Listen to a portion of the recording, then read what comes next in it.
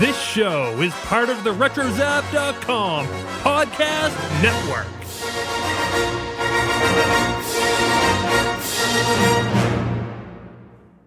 Hi, this is John Jackson Miller, author of the short story Murderer's Row in the upcoming Planet of the Apes, Tales from the Forbidden Zone, and you are listening to Talking Apes TV.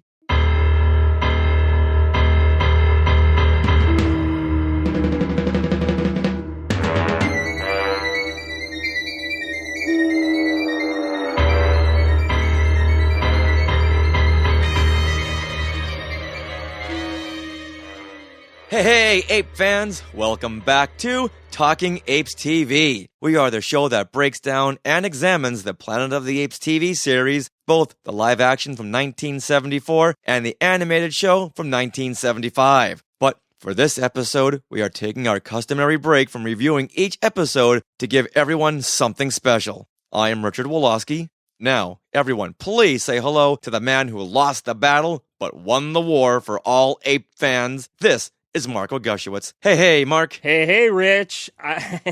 I'm going to assume that you are referencing the new War to the Planet of the Apes trailer that we just saw, and an awesome trailer it is. You know what? I knew you would get it. I love this whole retelling of the battle for the Planet of the Apes, but now they're going to up the game to war for the Planet of the Apes. Right, and we're going to talk about the trailer in just a second, but beforehand, I got to tell the Ape fans why I'm real excited about this podcast episode, because we get to talk to the co-editors and story contributors to the new Planet of the Apes anthology book, Planet of the Apes Tales from the Forbidden Zone, Rich Handley and Jim Beard. Now, this book has a release date of January 24, 2017 by Titan Books, and I, for one, can't wait. Oh, I can't wait either, because it deals with the classic retro Planet of the apes that I love. But then after that, we're going to talk to one of the other authors of this anthology book, John Jackson Miller, a name familiar to all of our listeners because he wrote a lot of genre books, including a lot of Star Wars books, and he is a lot of fun. Now, you mentioned that this book really is more about the classic apes as opposed to the apes we've been seeing in the movies recently, which I'm real excited about because we're really at this point getting a lot of those newer apes in theaters. So it's kind of cool to revisit the classic apes anew as opposed to having to go back and, watch the old shows. Now we're getting new stories, and I'm really excited about this book. Oh, me too. Whenever you want to do something that's classic ape themed, I'm right there. Here's my credit card. Take it away. But before we get into some classic apes, we should talk about the newer members of the ape world, because the trailer for War of the Planet of the Apes was just released. Did you get a chance to see it? Oh, yeah. Oh, I got hit by so many different people saying, Rich, did you see this? Rich, did you see that? Rich, the new Apes trailer just came out. And I wanted to reply by saying, yeah, I saw it about 1 million times already. But thank you to all the Ape fans that did let us know that the Ape trailer just came out, and I am so excited about this. I'm really excited about it because it looks really good. I mean, the visuals alone just look really amazing. I agree, and I think the one thing that I'm taking away from this trailer is humans suck. Well, I do really like one aspect of the trailer in particular, and that's the use of the narration, because there really is only 2 pieces of dialogue in the whole entire trailer, and that is, first we get this narration from Caesar. I did not start this war.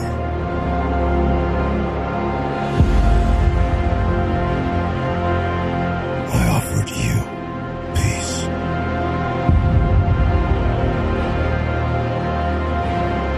I showed you mercy. But now you are here to finish us off for good. Then, almost as a response to that, we get this narration by Woody Harrelson's character, whose name I don't know, but I think IMDb calls him the Colonel. All of human history has led to this moment. The irony is we created you. And nature has been punishing us ever since. This is our last stand. And if we lose,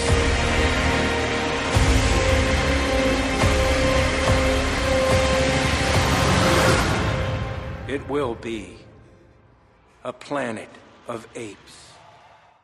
And with these two pieces of narration, it almost feels like this movie's going to give us two sides to the same story, both the humans and the apes, making me think that we're not going to just get one side as the heroes, but maybe both sides of the story will be told, allowing us to understand both the ape side and the human side at the same time. Yeah, I agree, but the one line of dialogue I love from Woody Harrelson, who I didn't expect to see in this movie, he says, "The irony is, we created you, and Mother Nature has been punishing us ever since." Now, is it Mother Nature who's punishing the humans, or is it man's passion for war and power? Is that the ironic twist to this movie? I'm not sure, but that's what I really like about the way that the dialogue is written. It feels more complicated than it may first seem. I mean, at first we're getting Caesar's side to everything, and then we're being given the human's response to that. And it makes me think that this film is actually going to be really about something, and that's what I've kind of liked about the other two films, Rise and Dawn. They really seem to be exploring real ideas and themes, and so now we're on the second of the sequels, the third film, and we're still staying on that track. We're still going to get a movie that seems to be about something, when at this point in,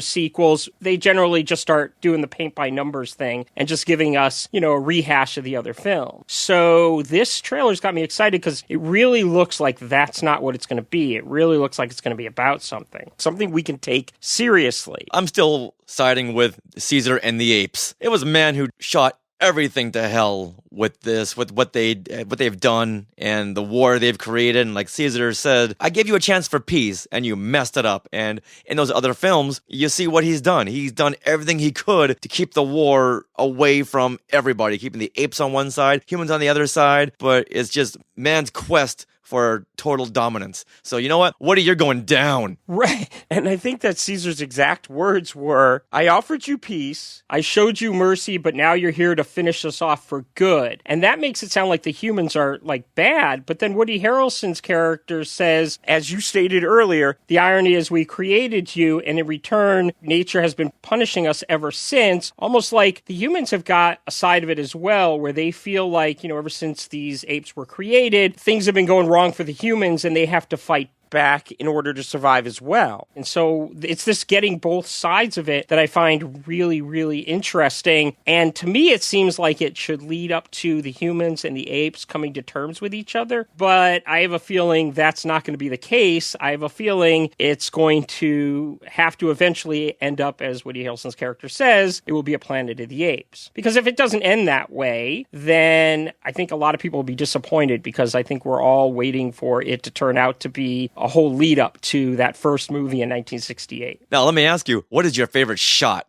of this trailer? I don't know if I have a favorite shot, but I have a favorite segment, and it's the very opening. It's right at the beginning when we see the horses riding down the beach, reminiscent of the ending of the original Planet of the Apes. We get this shot of Caesar, who is on one of the horses, and he looks over in a very untrusting way to a young human girl who's riding on the back of a horse with the ape Maurice, and she looks all scared. Now, I'm just speculating here, and everything I talk about the trailer is just speculation, because I don't really know much about the story yet, and I'm just going by what I see in the trailer. But so much seems to be happening in these glances that the girl and Caesar are giving each other. So much seems to be happening behind the eyes, inside the minds of these characters as they're glancing at each other. It just seems like there's something really powerful going on there, and it really makes me want to know what it's all about. I have this feeling that their relationship is going to be really important to the story, and so this opening of the trailer is really intriguing to me, and this alone makes me really interested in finding out more about the story and finding out more about what's going on here. That's a great opening shot. However, I'm loving this part where Caesar is looking out from the cave into the waterfall, and we see these shadows drop.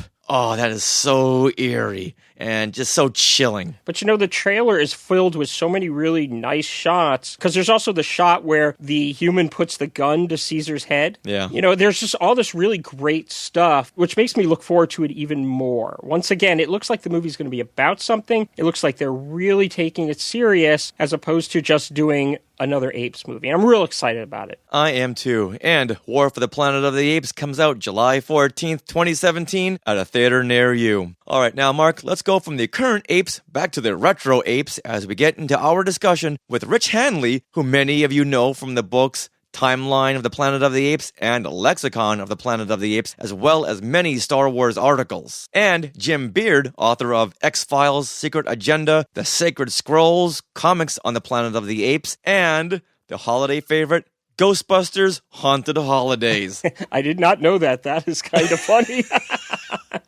Which I'm going on to Amazon as soon as we're done recording, and I'm buying that. Now, once again, they are both the editors and contributors to the upcoming Planet of the Apes Tales from the Forbidden Zone.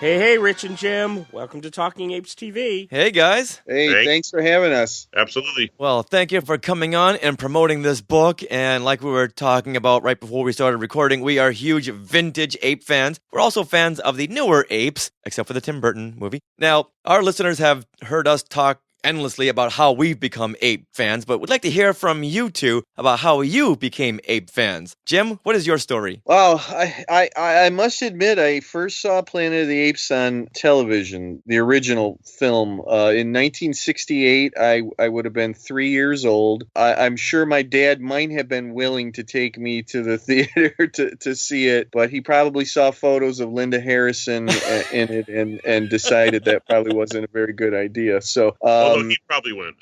Yeah, I'm sure he probably did too. But I know that I saw it first on television and, immediately captivated. And it's that first scene in the ship with Heston talking to himself, basically. And I knew that it was something special. Not sure exactly how old I was, but I knew that something special was going on. I knew that there was a certain feeling putting across with it, and that it was definitely something that I wanted to watch. And I mentioned this in my afterword in the book, that it seemed to me like every time I turned around, there was a new Planet of the Apes movie being advertised in the newspaper. And I thought probably, like, how do they keep making these things every month?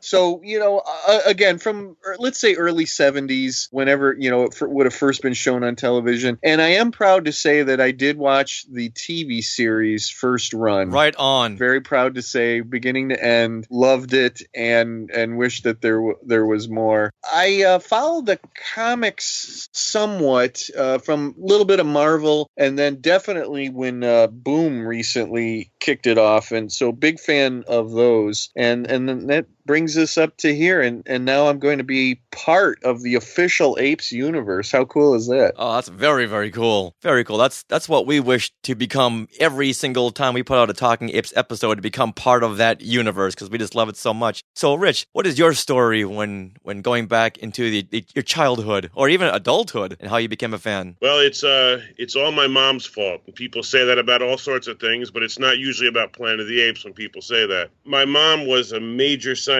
fiction fan, used to watch Star Trek when it was brand new and so forth, when I was an infant and, wouldn't have known what she was watching. But so she got into the Planet of the Apes films. So when they aired on television, and like Jim, that's where I was exposed to it, she made a point of watching it. I'm not sure where you guys are located, but in this area, back in the 70s, there was a broadcast called the 4:30 movie on a Channel 7 affiliate, and that introduced a lot of people around here to tons of great movies every day, well, at 4:30, and they used to do Planet of the Apes Week every year. We had it here out of Detroit. The Big Show would do the Planet of the Apes theme. Sorry, I had to interject, but that's exactly how we had it here, too. Yeah, so the funny thing is that it was 5 days, 5 films. That would seem to be a no-brainer, but they used to take Planet of the Apes and make it Monday and Tuesday, and then the other next 3, Wednesday to Friday, which left Battle, that they stuck some other point in the year during some other sci-fi themed week, which was probably confusing to 10-year-old me, I guess. But in any case, I lived for Planet of the Apes Week every year from that point on, from the mid-70s on, till it ended, and it was replaced by, of all things, People's Court. So I have an issue with you, Judge Whopper. right around the time, I guess somewhere in that period, I forget, it might have been 81 when Wapner took over the Planet of the Apes. So somewhere in that midst, I had managed to see the TV movies that were based on the Apes, the 5 movies that were based on the TV show. Because when you have a Planet of the Apes week, you try to milk it for as much as you can. So they tried to make it look like there were 10 movies. So they had a second group of these other 5 films. And so my first exposure to the TV show were these 5 TV movies that were edited from them. Later on, I managed to see the 2 TV shows, and I was hooked on one, not so much the other, although I enjoyed the cartoon. I think hearing Nova continuously say "Bill" over and over again was, kind of threw me. Nova! But I like it. I actually have a lot of enjoyment as an adult for that cartoon, more than I did as a kid. At some point, I managed to get into all the rest of it, and I now have every comic book ever published, Planet of the Apes, with the exception of the very first one, which was a Japanese manga adaptation of the film. But all the rest of them I have. And so there you go. That brings me up to the present. I agree with you guys. Everything is great but Burton.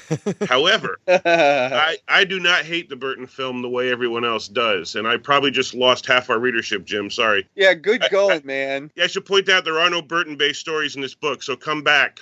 Would you like to try and defend the Burton movie for a little bit? Defending it would be a little, that would be overkill. I just don't think it's terrible. I think it has some good aspects in what is otherwise a bad movie. I mean, it is clearly the worst of them. Like, I can't defend it because it sucks, but I do think it is not as bad as people say, in that there are things about it I enjoy. But honestly, I don't think it holds a candle to the rest of it. I think I'm just the kind of guy who says any ape is a good ape, and so I can watch it even if I roll my eyes. I'm so glad that you had mentioned the return to the Planet of the Apes animated series, because that's what Mark and I are reviewing right now on the show. Each episode, we will review an episode of the animated series, and so far, everyone we've been talking to, they've forgot about this animated series, and it's good just to throw it back into the vintage ape universe, because it does exist out there. We do have our classic characters, but you know what? I really want to talk about your book now, the Tales from the Forbidden Zone, and my question would be, with the new War of the Planet of the Apes film coming out in July, why wouldn't Titan Books want to cross-promote the book with that new film and use the newer characters instead of going with the vintage apes? And maybe to add to that, what was it specifically that made you guys want to go back to the classic apes? You want to go first, Jim? Yeah, just briefly, there was no question for me. I have never seen the Burton film. I think I got a sense of it when it was coming out, that it was just nothing that I wanted to see. And full disclosure, I have not seen the new films either. I guess in that sense, you can call me a purist, or there might be other names that you'd want to call me. Is that by choice? Yeah, I got a sense of it from the very beginning, and I could tell it wasn't what I wanted within Planet of the Apes. I think that the classic universe, if you want to call it that, is huge and has so many more stories to tell. Now, I can see why today they wouldn't want to revisit the classic universe, at least in films. In comic books, they've done that and are doing that, and maybe they'll keep doing that. There was no question in my mind, when Rich and I first started talking about this, it was never anything but classic. In fact, I said to Rich, and correct me if I'm wrong, Rich, I think I said, we're going to go to them, we're going to ask them if we can do this, and you know that they're going to say, sorry, guys, it's all the new stuff right now. I think I said something like, and I got to tell you, I don't think I'm going to be very interested if that's all they say. Well, luckily, it was the exact opposite. It was, okay, you can do nothing but classic. And that, by the way, is why I asked if you wanted to go first, because the origin of this was that Jim and I were joking around about, why hasn't anyone done a book like this? Well, we should do it. Hey, you're right, we should do this. And then, so then we started talking, and it was Jim who first said he really wanted to make the pitch classic centric. So I figured I'd let him field that first, because the truth is I'm a fan of the new movies as well, and I would have been okay with it either way, but I wanted Jim to be just as happy with the project as I am. So I was completely fine with it staying classic if that's what he wanted. And everyone lucked out here, because the classic films and both TV shows are what we had access to, nothing else, and that's what Jim wanted to cover. So as much as I love the new films, I am 48 years old, so I grew up with the older stuff, and I am first and foremost a fan of the classics myself. Well, I'm real excited excited about the fact that you're going back to the classics. But now I do need to know, though, when you say you're going back to the classics, are there going to be stories in there that relate to the animated series? Or the live-action TV series. 1 for the animated, 4 for the live action. No way! All right. We can't say much about the details, unfortunately, but I can tell you that some of the best stories in the book involve the fugitives in Urko. And you will be very happy that you're finally getting new stories set in that portion of the Apes universe after several decades of people wondering why it never happened. I'm really looking forward to seeing one that takes place in the animated series universe. That's really cool that you got at least one in there. So I'm really, really looking forward to that. If you're going to do 16, really only one should be devoted to the animated series. but I'm glad that we did it, and it's actually a pretty good story, too, so I'm glad it's in there. I'm a big fan of Urko. Are any of these stories based on Urko? Please say yes. I'll buy 1,000 copies right now. Okay, well, I'll sell you 1,000 copies. There is definitely a story that is Urko-centric. Nice. Oh. Well, you know what he really wants? If you've listened to the show, he's always asking about Urko and how his helmet stays on his head as he's riding down, these large mountainsides and everything, and his head's bobbing up and down, and his helmet's staying on. There's no way that helmet can stay on there. He really wants a story that's all about Urko's helmet and how it stays on his head. That helmet is so top heavy, there's no way it can logically stay on his head. All I'm going to say is buy the book and find out. More like find out whether we covered that topic. January 24th can't come soon enough. What I'm hoping for, and I'm not necessarily sure if you guys did this, is the live action series ended with not really having an ending. And I was hoping that one of the authors that you brought on board might write an ending to the series, maybe, so that we can finally have closure. Jim, how do we answer that? How much would you pay for that? I would buy 1,001 copies. There you go. I think you're going to be fairly happy. Ooh. Oh, cool. There's a thought of that in the air. How's that sound? I got to tell you something. When Rich and I were planning out this book, we were very careful about balancing it. Yeah. One of the things that we kept saying to each other is we cannot end up with 16 stories about Cornelius and Zira. I jokingly said then the book would have to be called Zira Loves Cornelius. And as much as Zira and Cornelius fans might like that, I don't think everybody else would. So yeah, I actually like that title, but I realized it probably didn't have as much marketing value as Peyton would and Fox would have wanted. But when we started getting pitches from the authors, we laid it all out and we said, okay, we've gotten X amount of pitches with Cornelius. We've gotten X amount of pitches with Urko. We've gotten, X amount of pitches where it's Taylor-centric. And 35 based on Julius. Yeah, we've gotten you this can never many have too many Julius stories. The next book will be called Planet of the Apes, Tales from Julius, just so you Julius lives. It's actually a cross-promotion with the Orange Julius beverage restaurant. Oh, it all falls into place.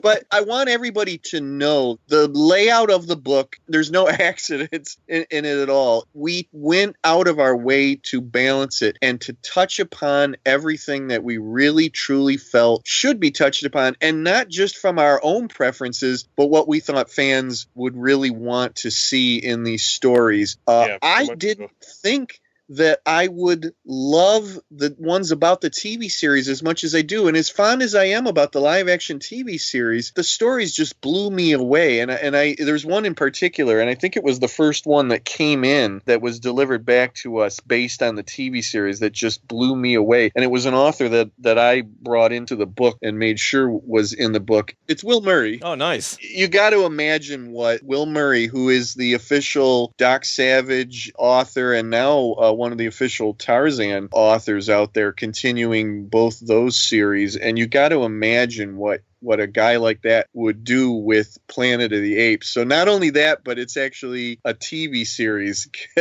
connection. We joked about this a lot. Every time the story came in, we said, this is our favorite. Yeah, it's true. And then the next one would come in and we go, no, that's our favorite now. We did this over and over and over again. You hear this a lot about anthologies, and I'm just going to go out on a limb and say this, but there's no clunkers in this book. We're not even doing marketing speak. We both were in love with the stories that we received. Every time someone, like he said, someone turned it in, we both said, okay, this is my favorite. And then we'd laugh about it because the fourth time it was getting embarrassing that we were saying it. But But the truth was, we spent a lot of time picking these authors, and we didn't want it to be people who didn't like Planet of the Apes. But we wanted a wide selection from different genres and so forth and different backgrounds, but we were really looking for people who would be passionate about the project. And I'll tell you this, authors we weren't expecting to jump at it said, Planet of the Apes, good God, yes. And it showed when they turned their stories in that passion was real. So how did you go about deciding which authors to approach? Actually, it was a long process, but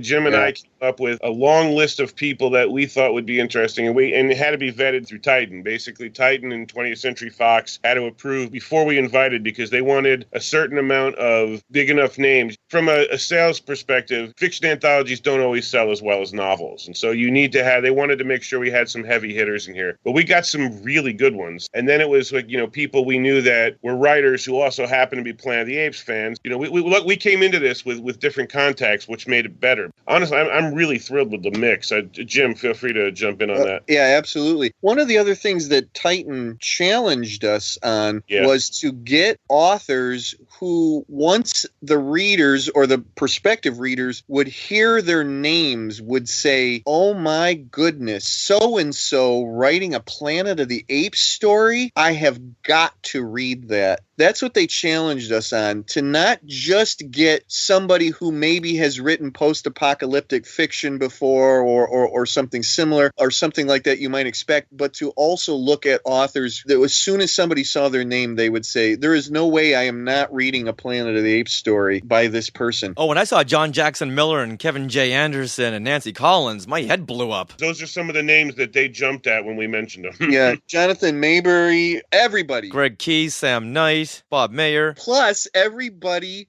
wanted to do classic. That was the getting back to that thing about classic versus new. We said it right off the bat, and everybody was like, yeah, no problem. That's what we want to do anyway. And the funny thing, the corollary to that is that we were concerned we were going to get all movie, not enough TV show. And honestly, I think 4 out of the 16 was a perfect number. I just think it worked, and we were able to space them throughout the book. Somehow, a lot of things just fell into place with this. We got a lot of the authors we wanted. We didn't get some that we were hoping to, but that was okay because the ones we got were fantastic. Titan helped us a lot. Titan basically gave us a lot of input into what they were looking for. We got a lot of insight into how they authorized lineups, and so that made it easier. And God willing, we'll get more volumes. There's potential for that, depending on how well this one does. And we've already got a list of authors who said, please consider me. Oh, wow. We have enough authors who have asked to be in the next volume that we'd be okay with a few more volumes. If there is a follow-up, I want dibs on the Caesar Galen Cornelius mashup meetup. That one's mine. Yeah, could you tell us who that is on the front cover of the book? Is that Caesar? Is that Cornelius? Or is that Galen? They all look alike. It's Taylor. He has to shave. It's so pleasing knowing that you guys are such big vintage, classic, retro ape fans. Now, tell us about the stories that you each contributed to the book. Jim? Oh, boy. I don't know where to begin on mine, and I'm not trying to build myself up here, but I'm going to say virtually nothing. Oh, come on. Hopefully Rich will back me up on this. Jim's story in particular is the one story in the book that you're better off not knowing what's going on when you go into it. If you were speaking with any other author, I'd say, okay, let's give some. It's unusual, and I think it's best approached without knowing too much. Well, Rich, being the author of the timeline of the Planet of the Apes book, did you draw from that to write your story? And with that, can you tell us what timeline it does fall into? Okay, yeah, thanks for the plug.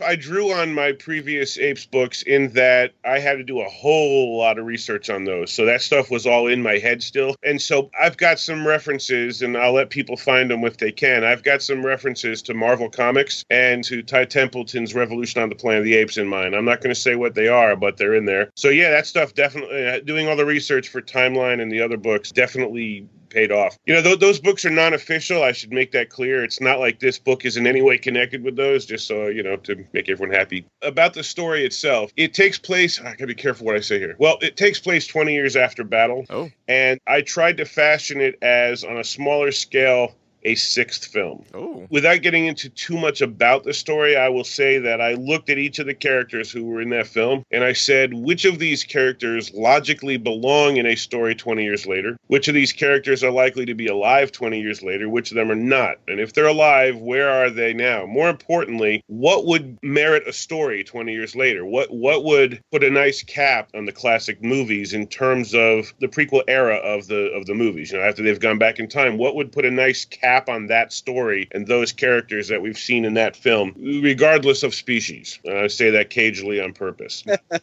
And yeah, so if I've done my job well, and I hope I have, people will hopefully see it as the bookend to the earlier years of the 5 films. You were mentioning earlier that Fox had a say in this. How much input did they have in this book? Well, the thing, what you have to remember is that since we're not the publishers, there's a buffer for us, which is Titan. We know that Fox was involved, but we didn't have direct involvement with them, and it would be tough for us to speak to that. I can say this, that we got feedback from them through Titan, and they seemed very pleased with it, but there were also some suggestions to be made, and so they definitely were aware of it. They were definitely reading it. They were definitely making sure that we weren't, calling it Planet of the Zebras or anything like that, so. Right. Now, Jim, you were about to tell us about your story. Go ahead and tell us about that. That was very sly. Nicely done. Yeah, I know. I've had a lot of practice. I keep stuttering on this one because I don't want to give, much of anything away for it. It's hard to describe it. It's got a lot of characters going on, yet it's sort of almost focused on a single character. Urko? No, it's not Urko. Julius? Is it Julius? It's the helmet. Yeah, it's the story of the helmet. Oh, thank goodness.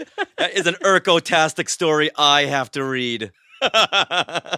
It's more or less about a character that I think doesn't get a whole lot of focus. Rich, would you agree with that? I think that this character was definitely due for a story, and I think Jim knocked it out of the park. And the one thing I think it is safe to say, and Jim, just shut me up if you Okay. thought my sentence should not be completed. Without giving any details, Jim's story has a through line that will touch on various aspects, and people will be amazed at how he tied it together. Yeah, I like that. You guys are really selling this well. You're making it like, even if it's not the first story in the book, it might be the first story I read, because you put this mystery element that I just now really want to know. Is there a chronological order to the stories, or are they just placed wherever they fell? Coming up a story order in any anthology is a challenge. You want to make sure you don't put all your best ones in the front or all your best ones in the back, or the boring ones are the first one. We don't have boring ones, of course.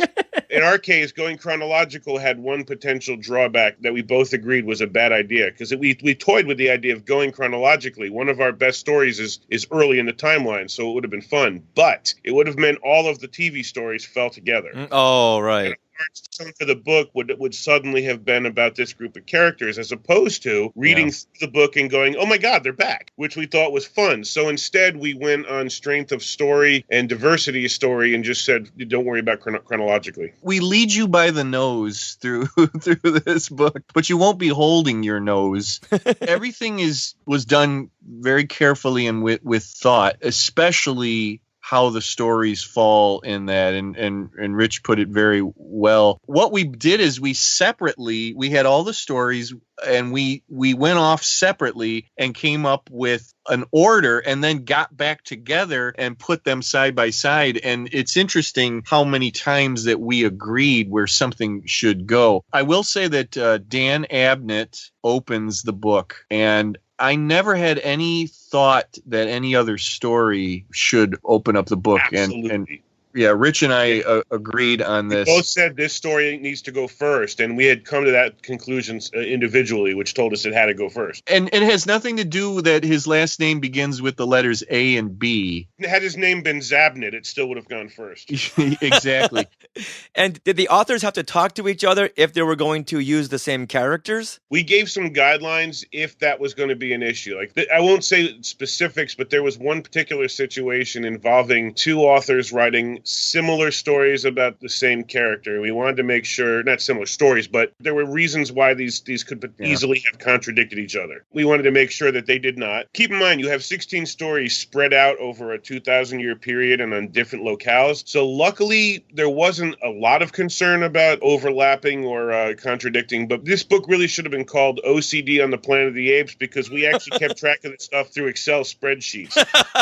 I had a spreadsheet of more than 100 character names because I wanted to make sure we didn't call two people Baravius or something, and a couple times that happened, and we actually went to the author and said, can we change this character's name? It already appears in another story. And to their credit, there's not one author who had any problem with that because they all felt exactly the same way we did. Wow. So you guys had to meticulously map things out so that when we're done reading the book as a whole, it all still fits in the same world because nothing in one story causes something in another story to not make sense. Yeah, yes and no. Boy, this is a tough one. There's some what if in this book. Oh. And it's labeled as such so that people recognize it, so that they realize we're not saying, we just got sloppy and didn't recognize it. We allowed a couple of the authors to use scenarios that might ignore certain things, but it's identified as such. And interestingly, there's some of the best stories in the book. Oh, wow. They presented us with such good story pitches that we wanted to read those stories. And we said that, although Rich said that it should have been called OCD on the Planet of the Apes, we couldn't be so OCD that we were going to turn down good stories. And especially as excited as the authors were, you think that Rich and I are giddy about this book.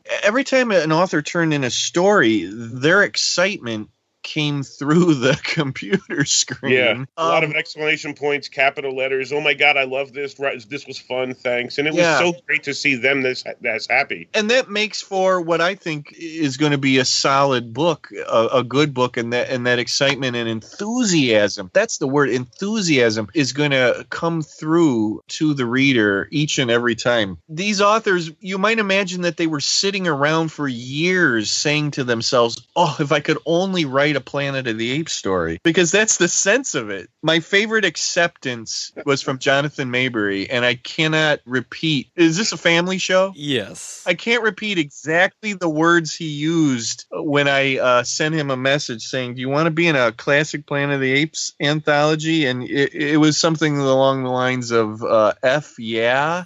I just love that. If somebody like Jonathan Maberry is going to get excited about Planet of the Apes, then you got a winner, right there. I was just going to say, without saying an author's name because I don't have permission to do so, just to give you an idea of a story about how excited people were about this. One of the first authors that we approached, and this is a very big name, with the B and the N both capitalized on big name, and we were really hopeful and so were Titan that we could pull it off. And what this author's answer was, I want more than anything to do this. I absolutely wish I could do this. This would be a dream for me, but I am in the process of reprinting all my short stories, and I can't do that because this one would be a licensed one and I wouldn't be allowed to reprint it, and therefore I wouldn't be able to say that these were my collected works. And so the only reason that we didn't get this one author was not because he saw Planet of the Apes as something he wouldn't do, but rather because he was concerned about it affecting his non-Planet of the Apes work. But his enthusiasm was huge. People that we approached that you would think we were crazy for approaching, like,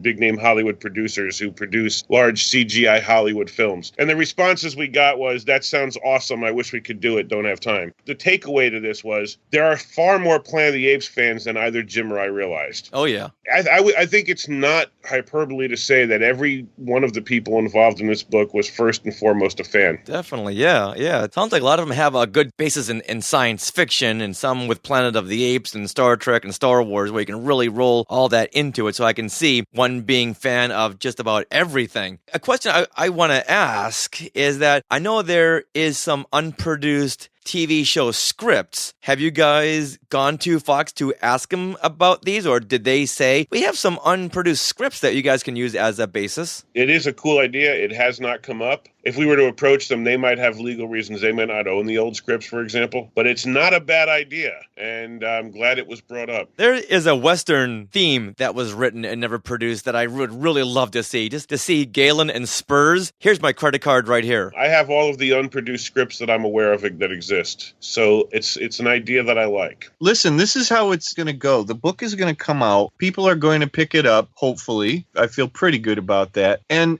if there's going to be a second volume, I feel that some direction at least will be from the feedback we get from the first one. Right. I'd love to hear people say, I really enjoyed that from that point of view, or from this, can I see more of that? Or ideas like you just put across. It doesn't mean that everything like that is going to happen or can happen, but that's what I'm waiting for. When they say, Jim, we loved your Ursa story, what would you tell them? He's still fishing. And they say, wow, Jim, your Zaya story. I would say better luck next time. It's the story of Urko's horse. Jim wrote the story of Urko's horse from birth to glue. Mark, I don't think we're going to get anywhere with Jim. No. So, you know what?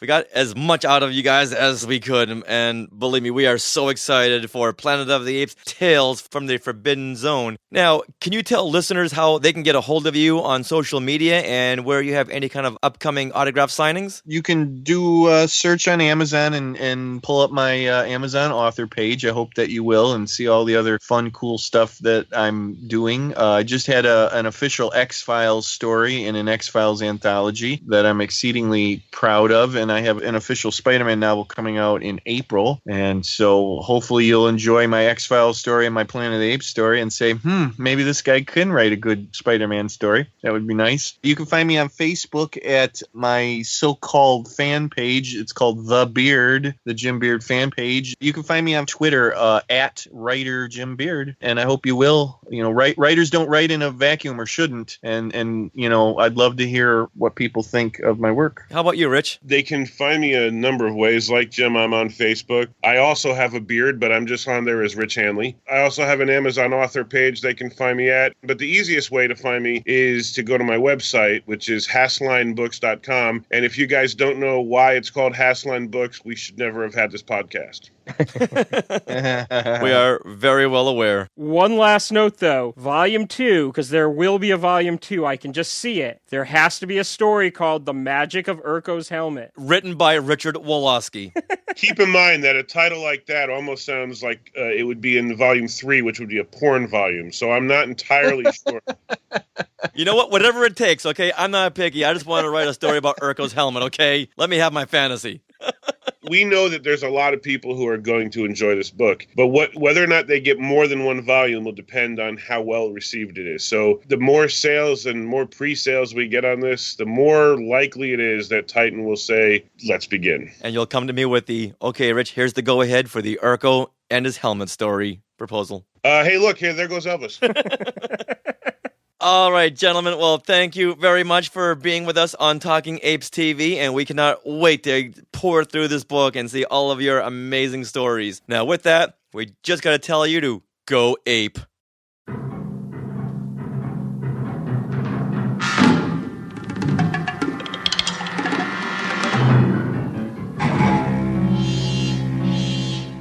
Mark, that was so much fun. Why didn't we have these guys on our show sooner? I don't know. I mean, it was a lot of fun. Yeah. And you know what? Sometimes authors can be very introverted, but clearly that wasn't the case with Jim and Rich. Now, I'm even more excited about this book. I just wish that Jim Beard had just given us a little bit more about his story. I mean, you tried. That is one hard nut to crack.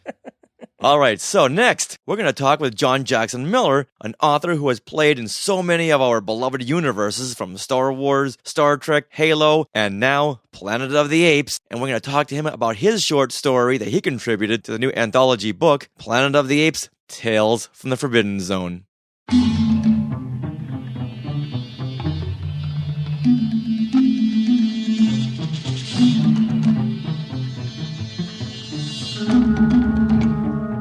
Welcome to Talking Apes TV, John. Yeah, welcome to the show. Hey, how's it going? It is going great, and as always, we're very excited to talk classic apes, but We want to hear all about your new story in Tales from the Forbidden Zone. First, tell us how you were first introduced to Planet of the Apes. I probably saw it on TV when it aired, the original series. It probably would have aired on CBS as one of their Friday night movies sometime in the mid-'70s. And then, right around then or right after that would have been when the regular TV series would have started, and I certainly would have seen that. I know that was sort of in the stretch where CBS was repeatedly trying to get something science fiction-y on TV, and nothing ever lasted more than a season. They would have Logan's Run or something else like that would go. And of course, then there was the cartoon series, and everybody certainly when I was in grade school, there was Apes merchandise out there, so lunchboxes and that sort of thing. So let me just clarify. Are you saying that you were introduced by the movies being shown on TV and then the television series? I'm guessing I probably saw the movie before I saw the series. Yeah. Right, but you saw the movies on TV. Yeah, well, just the first one I had seen. I probably did not see Beneath Planet of the Apes until the 80s, and I was actually not in a hurry after that to go find the rest for some reason. But because, it seemed like the story was over. Big fool me. I thought that. Blow the world up. Who knows? Where do you go from there? Then, I think it was in the early 90s, I was watching, and, cable had one of these triple feature kind of things where they showed Escape and Conquest, and that was the first I had seen them, and I just fell in love with Escape. I thought that was such a brilliant idea for resolving all the problems that were created by everything that had happened in the second movie. And so, when I got the opportunity to write a short story for this book that Titan is doing, what they're doing with this, these are all stories which are inspired by the original 5 movies plus the TV show, I think also plus the animated series. Right on. I can tell you that I was given the choice of anything to write about any of those, and I immediately said, I want to do something about Escape. And I can tell you a little bit more about the story here in a minute, but I really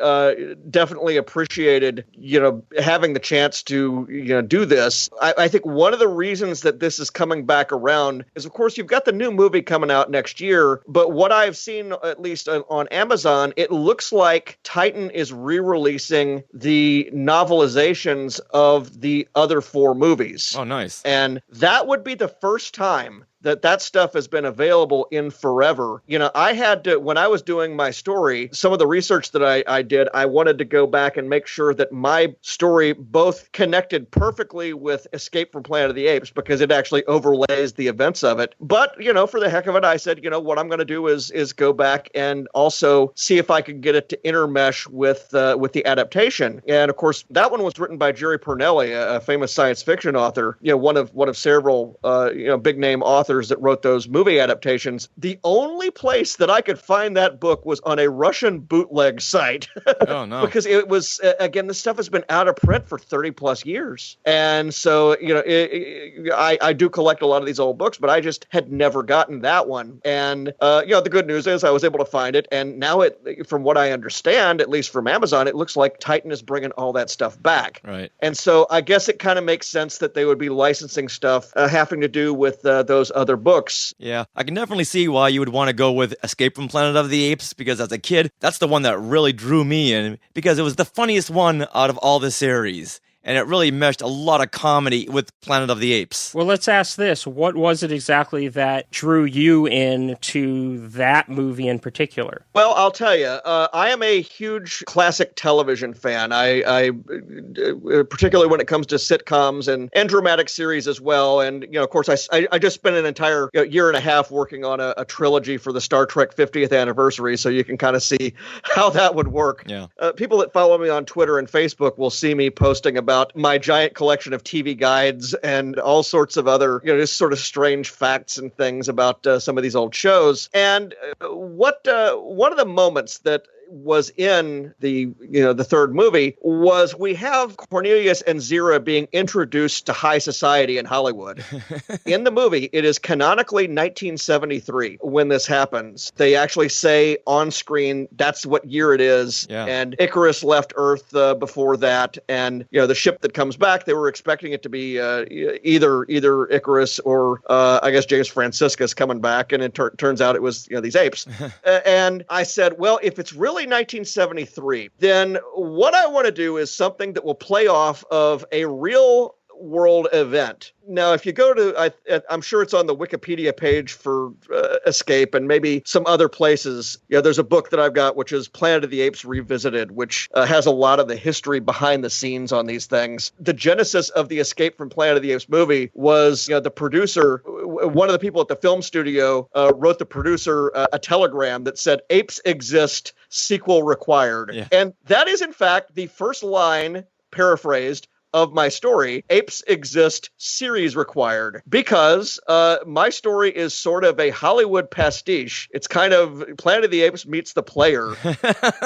Awesome. We're a television producer who is trying to help a new network get started to be the fourth network, back when we still had 3 networks, is hired to try to build a show around Cornelius and Zira, because they, for the amount of time that they're in 1973 and they're out in public, they are superstars and they're huge, figures in pop culture. And so I was able to write a story that dealt with Hollywood and the entertainment world's reaction to Cornelius and Zira, and I was able to wrap it up in a lot of real-world stuff that was going on, because at the same time, all sorts of other things in real-life television production was changing and transforming, and, you actually did have somebody trying to start a fourth network back then. It was actually called the Overmeyer Network. You had an explosion of independent production companies creating new series all on their own to deal with the fact that, at least in 1973, they had given back half an hour of prime time from the networks to the affiliates. And again, this is a really deep dive kind of stuff into TV, but this is the kind of stuff that we acknowledge why this is sort of a time and a place where you would have somebody looking at doing this. And the name of the book actually, or name of the story, actually comes from a pretty famous piece of trivia about the year 1973. 1973, and it happened to be on CBS, which is where our Ape show later on airs. 1973 was home to what many people consider the best single night of programming in television history. This was on Saturday nights from 1973 to 1974, and if you're of a certain age, you remember seeing these 5 shows in a row. It was All in the Family, followed by MASH, followed by the Mary Tyler Moore Show, followed by the Bob Newhart Show, followed by the Carol Burnett Show. To today's standards, that's still probably the best lineup you'll ever see. Well, and it was called, by the people in the trade, it was called Murderer's Row. And that's the name of our story, Murderer's Row. Do you know why it was called that? Murderer's Row was named after the old, I'm sure it was the old Yankees lineup from back in the day. Wow. But the idea was that every show that went up against that night just got killed. Oh, yeah. And so what we have is our producer is trying to help wrap a series or a telethon or an evening around Cornelius and Zira to try to actually take this on. So the series is called Murderer's Row. And of course, that's where we get into our nice thick irony in the story, is because as this story is going on, he's having increasing problems getting near Cornelius and Zira because the government is really doing what it's starting to do in that movie. And so I had to look and find out, I was actually freeze framing through the movie and looking through the adaptation and looking through the shooting script to see, at what point does the general public know what's happening to Cornelius and Zira? Those hearings that we see, which one of these are open? How would they know? And so we basically, our character here is a witness to history. He is somebody, he does meet and talk to both of them.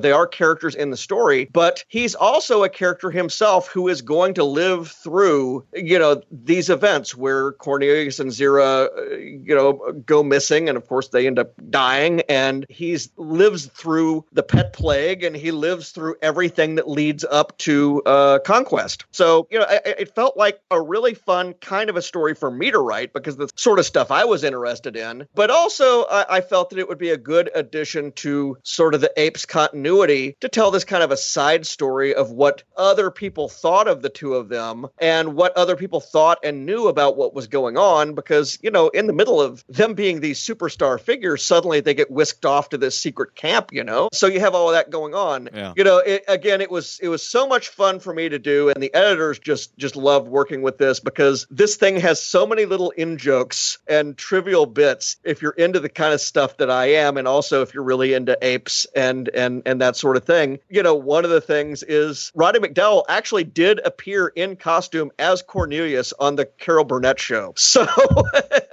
Yeah, I love that episode. So there's kind of a meta thing going on there. So then do you justify as to why Cornelius takes off his ear and hands it to Carol? Well, see, that was a different point in the time frame. That I don't think that was actually 73. I don't do a direct reference. And in fact, I actually don't refer to these TV shows by name, because I was trying to be careful legally. Oh, right. But, you know, when we refer to the stammering psychologist, we know we're talking about Bob Newhart. Okay, so I need to ask, because in that lineup, if you were to ask me my 3 all-time favorite shows, and I have to say 3 because there's a tie for second place. Number 1 is All in the Family, which we've actually discussed on our show. Oh, yeah. And number 2 is a tie between Barney Miller, which was not in that lineup, but Carol Burnett. We know we can kind of connect Cornelius with Carol Burnett because Roddy McDowall made that appearance on her show with all the ape makeup. But do you try to connect them in any way, shape, or form to Carol O'Connor or Archie Bunker? No, I don't. You always have to be careful when you're doing these things. How much do you want to wallow in, you know, at some point you're just telling a joke to yourself if you go too far with it. So I figured that might have been just a bridge too far. On the other hand, I do refer to just about every ape-related television program that had appeared before it, because you had Lancelot Link and you had these other shows. J. Fred Muggs is mentioned. One of the reasons that the producer is having so much trouble getting started is, well, first is trying to figure out exactly what to build around, what kind of show to build around the apes. The other thing is that every time anybody's trying to do anything, it's been extremely expensive. You know, I think Lancelot Link was probably the most expensive half hour on television, you know, up to that point, just because of all that was involved in getting the special effects and everything right. And obviously Cornelius and Zira, they don't need makeup for them, but you could visualize, and I hope that's what happens with the story. People will read it and see, yeah, this is the sort of the thought process that this producer is going through. You know, well, what do I do? Do I put him into a variety hour? Or a reality show? Could have been the world's first reality show with the Corneliuses. Well, you know, there's all these options. And so he's looking at it. And again, you know, some of it may, you know, really just depend on how old a lot of our readers are. But I really did try to even with all that outside stuff, I tried to make sure that I was consistent with what's in the movies. You know, we referred to them as the Aponauts, which is what they were referred to in the movie in one of the headlines. I think I used the name of the TV network, you know, the fake network that I don't know if it's the network. It might have been the fake news show that was in there. So all of this various stuff. So yeah, there's fun little bits here. Again, we're talking about, you know, a short story here, so it's not a huge section of this thing. I know you say it's a short story, but does it span the 18 years between Escape from Planet of the Apes and Conquest of the Planet of the Apes? I probably will leave that secret at the moment. But yeah, I took some opportunities to do some stuff, and I really did, you know, enjoy doing this thing. I actually wrote it in between, I think, books 2 and book 3 of my Star Trek Prey trilogy. It was a wonderful change of pace. It was something where I didn't have to do a whole lot of research, except on the end of, you know, making sure that I got all the names and spellings and everything right from things that appeared in the TV show, not the TV show, but in the movie. Were you surprised that Titan Books came to you and said, we want to write an anthology based on the classic Apes characters and situations and storylines, as opposed to writing about the new Ape films? Did it surprise you that they were going to focus on this? Well, I had known Rich Handley before, and I'd known that he, you know, was doing nonfiction anthologies on various different franchises, and, you know, I think I must have known that he was doing some short story ones as well. As for Apes specifically, you know, I don't think I even knew that War for Planet of the Apes was actually you know, in the works when he suggested this to me. Again, I don't jump just at any, one of these offers that comes along, because I have gotten quite a few. I have learned over the years that if I'm not part of the fandom in any way, shape, or form, I'm not going to be able to write it credibly. Oh, no. Did you reach out to Rich Handley and say, hey, I get dibs on Escape from the Planet of the Apes? I actually sent him 3 proposals, and they liked all 3. But we were, it was one for a customer, so maybe they'll do 2 more books. Well, we'll see. We'll see. I'll be interested to see how this goes over. As to the other part of your question, no, it does not really surprise me that a licensor would look to try to find ways to to monetize the back catalog in some way, shape, or form. They've certainly been able to look at the models of Star Wars and Star Trek and other franchises when it comes to trying to get everything that was ever available, still available again. And again, Apes, I think, has lain fallow kind of for a while, in the sense that, you had the attempted reboot, with that one movie back in the day. The newer movies are clearly a third timeline or a fourth timeline or a fifth timeline. I'm not sure how it exactly works out. But, you have had kind of the early stuff off on an island, and it was kind of complicated to do something for it, because where exactly do you set a story? Where does the story begin? What is the present day in, the original 5 movies, continuity? I guess it's sometime after battle. So it's a little more complicated than it would otherwise be. At the same time, these things have wide public recognition. There are people who love specific ones, and it would be neat to actually begin to see some expanded or director's cut kind of versions of some of these old things. Obviously Conquest is one where there's 2 endings to it.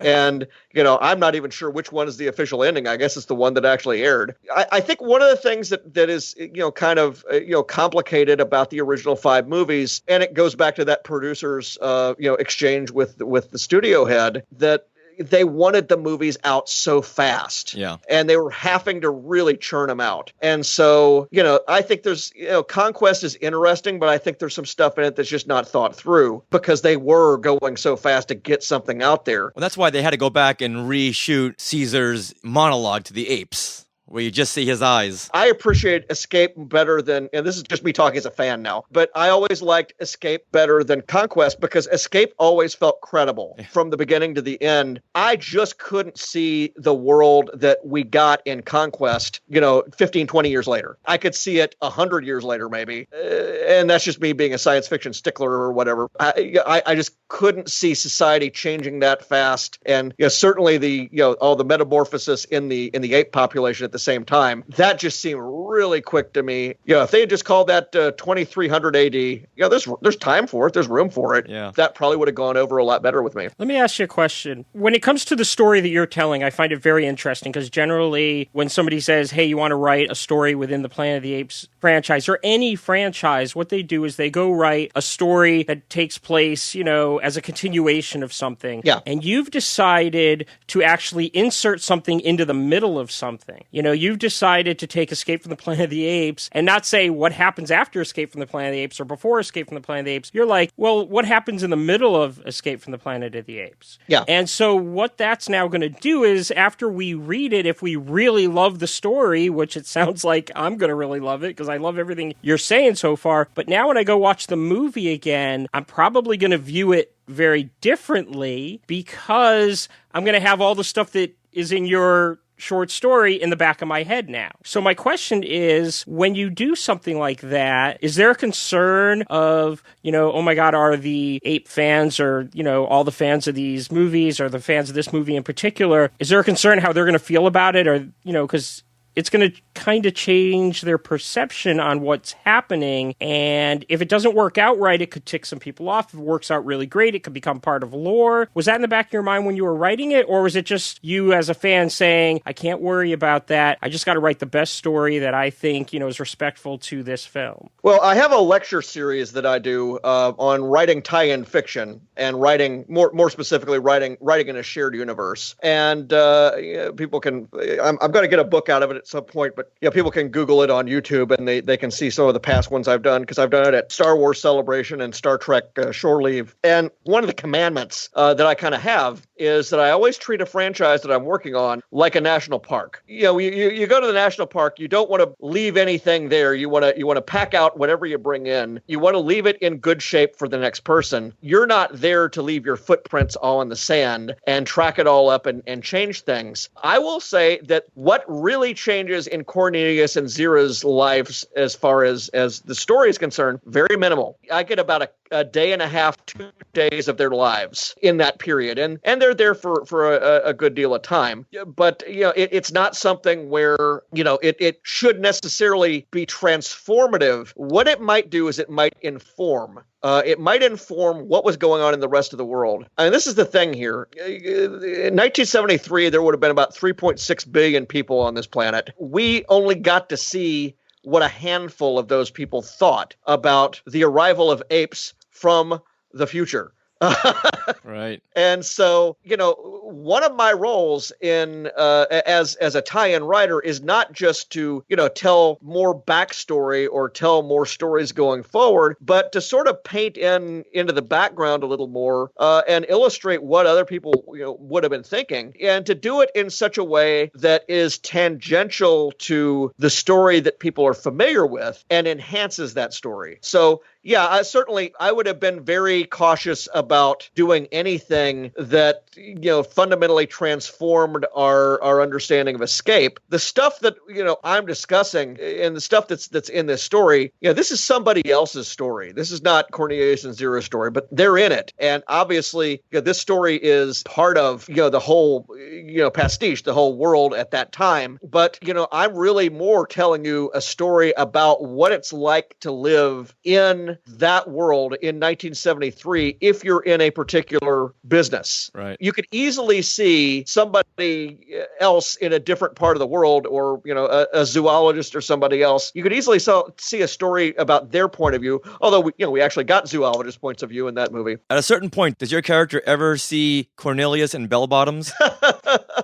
I think I do talk a bit about fashion and some various other, things that are of that time. And Zira in a one-piece jumpsuit. I know I talk about the cars that are around at that time, but remember, if you're actually in 1973, you don't know that bell bottoms and sideburns look stupid. I mean, that's the thing. You got to be of the time. So again, this is a short story. There's only so much heavy lifting this thing was ever going to be designed to do. If you were to hire me to write a novel which was doing escape and all these other things and putting them into a more coherent continuity, it would be fairly complex. And then that would be the sort of story that, it would be designed to change kind of the way you thought about things. But I think for something like that, that really needs to be much more than a short story. That's going to be a novel or a trilogy or a TV series or something. If they ever ask you to flush this story out, I would love to see Cornelius and Zira going to see this new movie called American Graffiti and wonder what's next for this young and up-and-coming director. I will tell you one thing that does not happen, because there was the temptation. There was the temptation to have this story wrap up with what eventually became the Planet of the Apes TV series in our universe. In fact, the government probably would never have even allowed that TV series on at that point, because, what does that show remind you of? It reminds you that apes are going to destroy our future, or our future is going to be destroyed and apes will be in charge. 1973, our timeline had already started to branch when Taylor goes missing, and our timeline is branching here again because they're back from the future. And so, you can look at, if you wanted to, you can look and say, well, there never was, a Planet of the Apes TV series on CBS if you were going to be that meta about the whole thing. But people have done that. I mean, look, Stargate.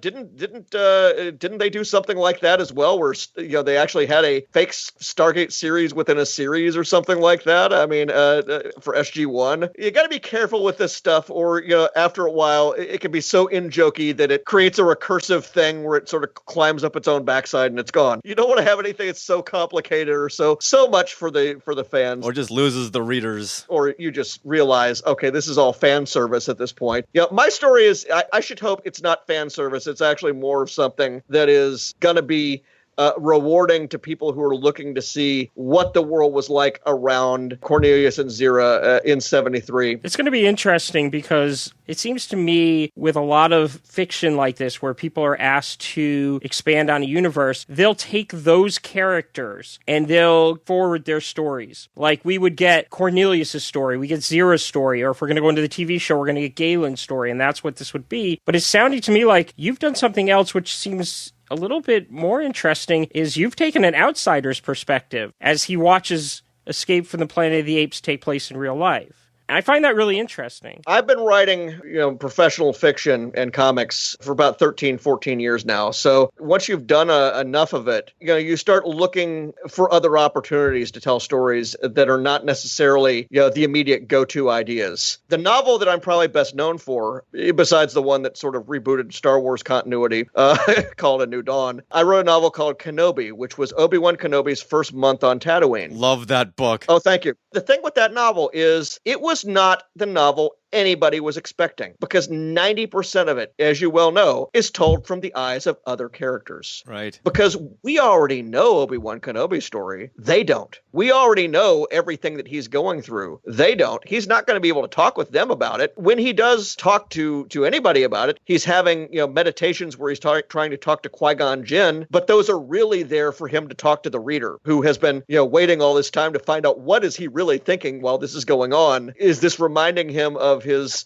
duties that have failed? Is this reminding him of his dead friends? What is this reminding him of? But again, if you were to give, and this is not to say anything wrong about anybody else, but I'm pretty sure that if you were to give anybody an Obi-Wan Kenobi novel or movie or something that was set right then, most people would think the safe play is to, have lightsaber fights and have space battles, have him leave, or maybe have a Sith Lord come there to hunt Luke Skywalker or something like that. But again, that's the sort of thing where I actually wrote the plot for that as a graphic novel, probably maybe 3 or 4 years into my career. And it sat on the shelf for about 5 years until I was really ready to do it. And by the time I was ready to do it, I knew how to do a story where the hero was a secondary character. And, he's really the primary character in the sense that, every scene with these other characters, he's in the scene somewhere. It's just he's not point of view character anywhere. As my editor on Star Wars comics used to say, it's a big galaxy. There's got to be lots and lots of characters in different situations. So it's really more of a thing where you come up with a character and then figure out how his or her, quest or challenge or the events of their lives tie into everything larger. A story is more than just connecting the dots, more than just tying together other stories. If all my story about the apes here was to, lace together a couple of different elements a little bit tighter and explain how this happened or how that happened or whatever, well, I mean, that wouldn't be challenging. Well, it's how a lot of people do approach things. And I have written that kind of story before, but what you need to do is tell the story that people, and this is again, one of my former editors' lines, you need to give people the story they need, not the story that they ask for. You want to tell them the story that they don't know that they need yet. And people are always judging things on whether this was the story they expected. And usually if they don't like it, they'll say, well, this wasn't the story I expected. In the case of something like Kenobi, the praise is probably like 9-1. And the one is always somebody who says, well, I wanted that story with the Sith Lords. I wanted that story with the Death Star. I wanted all these other things. I'm willing to accept that in order to hear from the other people who said, wow, this was something that I didn't even know I wanted to read. And you've done something new and you've added something to this universe. That's the only reason, that it makes it interesting to play in these other sandboxes anyway. Right. But I think that sometimes, at least with me personally, when I watch something that's based on, a hero or a superhero that I really like or a universe that I really like, I'm generally disappointed. And I might say that's not what I expected, not because I expected them to give me something in particular. I just expected it to fit into that universe. I'm a big Muppet fan, and I didn't like the new Muppet television show because it didn't feel like the Muppets. They could have done that same storyline, but it should have at least felt like the Muppets. it wasn't tonally correct. Right. Well, this is yet again another one of these slides that I've got from this talk that I've done. Google John Jackson Miller and Rule the Galaxy Together, because that's the name of the lecture. One of the slides in it talks about how, one of the common errors that tie-in writers make, first-time tie-in writers, is they will come in and they will do a lot of name checking of technology and things from the realm, from the world, and they will try to, give us the greatest hits. They will tend to do the sorts of stories that they've seen because, sort of the innate understanding is, well, people who are reading this are fans of this franchise, so we ought to find the things that they're fans of. But the thing is, it's actually not the case that, just laying out there all the ingredients on the table is going to work. Just mentioning transporters and mentioning phasers and having all these things, that's not enough. You actually have to capture whatever makes that thing special. You have to try and figure out what makes a good Star Wars or Star Trek or Planet of the Apes story, and you have to try to make it resonate and fit with that. And if you do that, it doesn't matter whether you lacquer the thing down with all of these technical things so that people can know from all the things that you've name checked that he must read the series or he must have seen the movie a bunch of times. It's more important to have the thing have the proper feel. That's why I feel like The Force Awakens worked so well. And the same thing with Creed last year. They both did the same exact thing. Is they told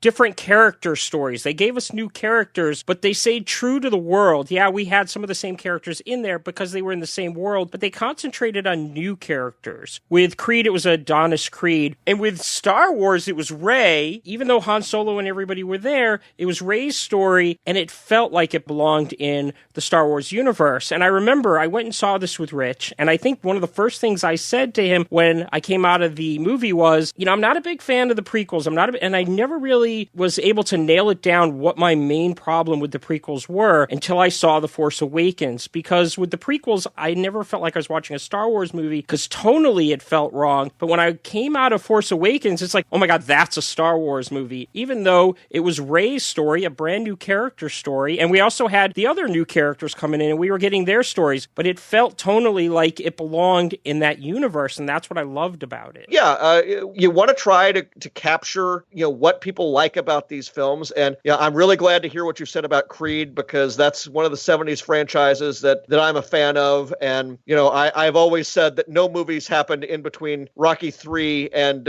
Rocky Balboa. I agree with that. Oh my God, somebody else who didn't like Rocky IV. I'm glad to meet you. Oh my God, no, I'm sorry, Apollo Creed lives. Spoiler. Well, no, but what happens is I'll watch Creed, and Creed may redeem Rocky IV for me. If you haven't seen Creed, you should really check it out. It's really respectful to the Rocky series. It is definitely, it's in my queue to watch, and, I was actually really happy with Rocky Balboa and what that did to, sort of apologize for the previous two films. And all I can hope is that Die Hard gets a final movie to get us out of the fifth one. So we are getting Indiana Jones 5, so that's going to be helpful. Well, let me ask you this, because this whole tonal conversation is really interesting to me, because I've always tried to figure out why it was that I liked the Planet of the Apes TV series so much. And now I think you're really hitting on it, because I think tonally the Planet of the Apes series really nails it. And so my question to you would be, how did you go about really figuring out the tone for your short to make sure that it fit into the same tone of Escape from the Planet of the Apes? Well, I think part of it was just making it feel like a period piece, making it feel like 1973. I don't want to act as though we have, there's a lot of interaction with the characters in the movie. There is some, but the bigger thing is sort of the creeping paranoia that is in that film, because that film is very light when it starts out, and it gets darker and darker and darker, and it just, it's totally black at the end. That's what's happening to the world. That's what's happening to the characters. That's what's happening to my character. His story begins very light and it gets darker and darker, and so it should mirror that world there. I will say of the TV series, I haven't seen a lot of it in many years, but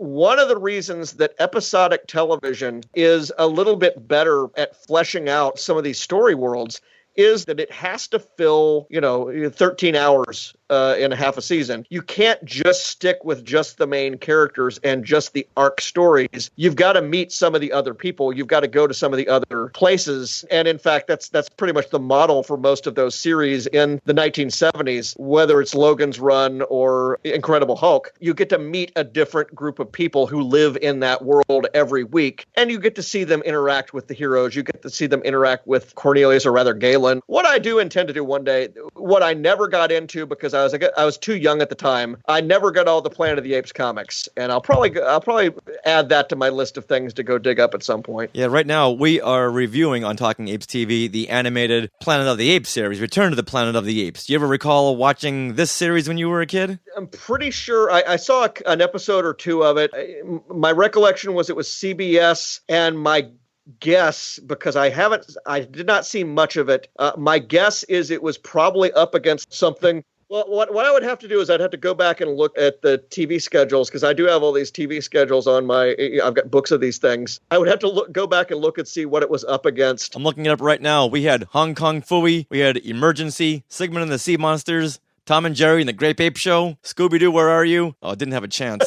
Right. Well, you know what? Before we wrap things up here, can you tell listeners how they can get a hold of you on social media, or where they can see you next at a convention? Yeah, if they're interested in my other books, like as I say, Star Trek Prey, or the Halo books I have coming out, or the Marvel reprints of my Star Wars work, they can find out more about all of these things on my website, which is farawaypress.com. Behind the scenes notes on every one of the stories there. They can also find me on Facebook, John Jackson Miller, also on Twitter, JJM Faraway, where, when I find some interesting little, or at least interesting to me, little television-related trivia, I put it up there. How about Star Wars Celebration Orlando in April? Haven't got the tickets yet, trying to figure out exactly how my schedule is going to work out for everything next year. I haven't missed any of the last 1, 2, 3, 4, so we'll see what happens. I'll make sure to come by and say hello and give you a Talking Apes TV pin, and then we can talk all about the Jeffersons, the animated show. That would be great. All right, John, well, thank you very much. We can't tell you how much we appreciate this, and we can't wait to review the story. Talking about all this stuff is fun, so I'm glad I got to write something that actually drew on it, because I will say it's about the easiest thing I've written in years. So it was a lot of fun. All right, well, until later on, I'll see you at Celebration Orlando, I hope. All right, thanks a lot. Bye-bye.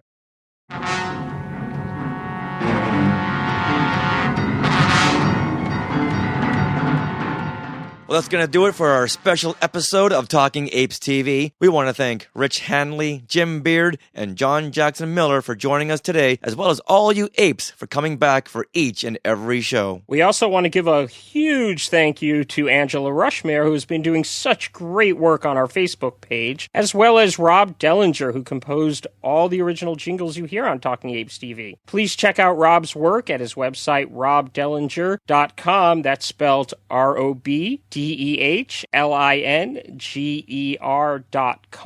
That is also where you can find his upcoming tour dates with his swing band, Stompy Jones. And of course, I want to thank my sweetie wife, Sarah, who posts the show every week and tells me when something pops up on social media. Now, if you want to contact us, please do. We encourage you. You can email us at talkingapestv@skywalkingthroughneverland.com. You can tweet at us at talkingapestv, and you can also look us up on Facebook, facebook.com/talkingapestv. And if you haven't already liked us on Facebook, please go ahead and do so, and please share with other ape fans so they can join in the fun. We also love your reviews and always want to hear what you think of the show. And please join me and Sarah on our Star Wars Disney podcast, Skywalking Through Neverland, on retrozap.com or skywalkingthroughneverland.com. So until next time, this is Richard. This is Mark. And we will leave you with a preview of the next episode in the Return to the Planet of the Apes series, Mission of Mercy. Now, go ape.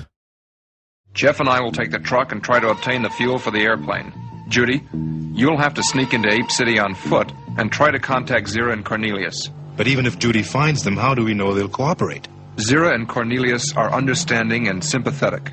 I'm sure they won't refuse to help. But remember, Bill, their first loyalty is to their own ape society. They could refuse, and if so, what happens then? I'll have to cross that bridge when I get to it. Let's get some rest. We'll start out at nightfall.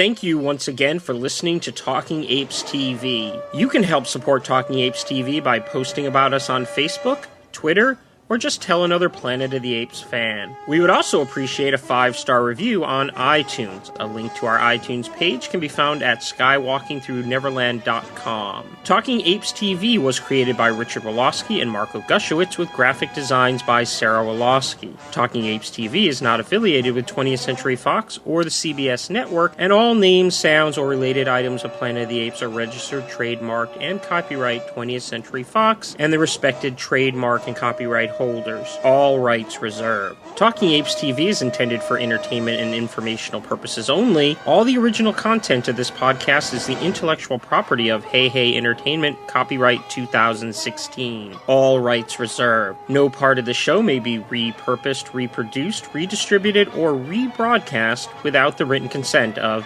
Hey Hey Entertainment.